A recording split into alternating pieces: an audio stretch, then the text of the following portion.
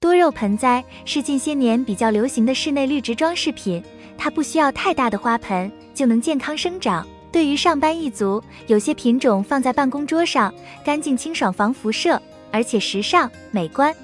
摆放在家里就更是天然的艺术品，对比其他绿植或花卉也不容弄脏房间，还能在夜间吸收二氧化碳，释放氧气，净化空气，又带来健康睡眠。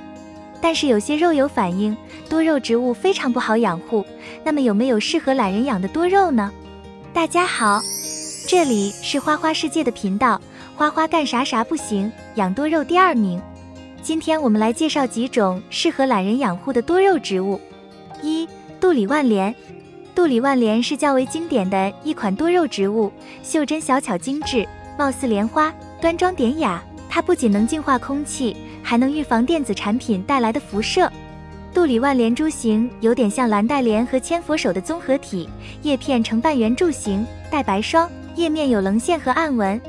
叶片从淡绿色到白色，再到淡粉色，甚至是橘红色、玫粉色。杜里万莲的颜色是随着生长环境的变化而变化着，是一种非常特别且美丽的多肉植物。杜里万莲喜阳，光照充足时株形紧凑，叶片紧密排列，会从夜间变色，从浅褐红色开始逐渐变得越来越艳丽。尽量给杜里万莲全日照的养护，但是夏季休眠期要适度控水，需要加强通风并且遮阳，平时盆土干透浇透，叶丛中不能积水。夏季忌淋雨，忌浇水后暴晒，冬季气温低至5度左右时就要减少浇水并移入室内保暖。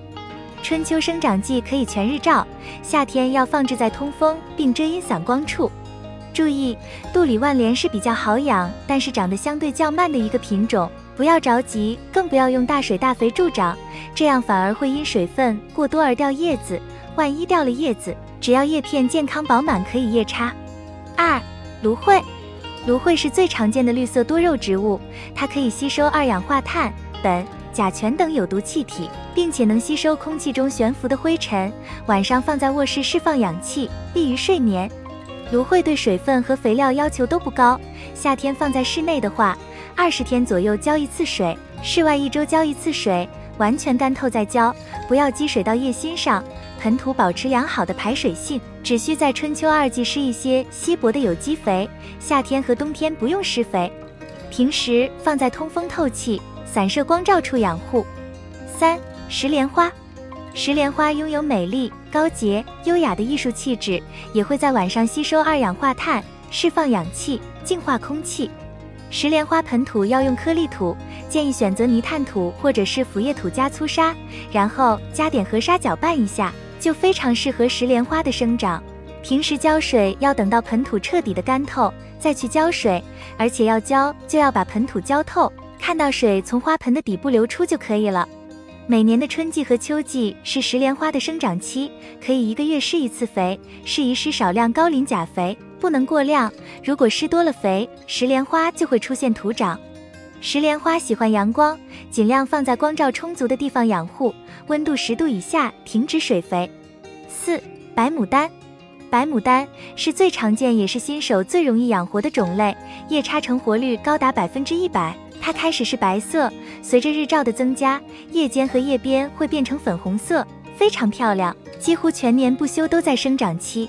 白牡丹在夏季要放在遮阴通风的环境中，可以在早上和傍晚太阳不强烈的时候，适当多见阳光，会长得更紧凑、更健壮。白牡丹喜欢颗粒较多的沙质土壤，光照越充足，温差越大，株形和颜色才会越漂亮。白牡丹夏季生长速度快，而且容易黑腐，应注意减少浇水量，拉大浇水间隔，让土壤保持干燥，才能控制株形，避免徒长。当底部叶片出现微皱时，就可以浇水了。一般春、秋季1个月浇1次水，夏季和冬季控制浇水，盆土保持干燥即可。35度以上需要遮阴，5度以下应在室内养护。5. 花月叶。花月叶是景天科石莲花属多肉，原产自墨西哥，红颜多薄命，别名颇多，常被拿来当成其他品种。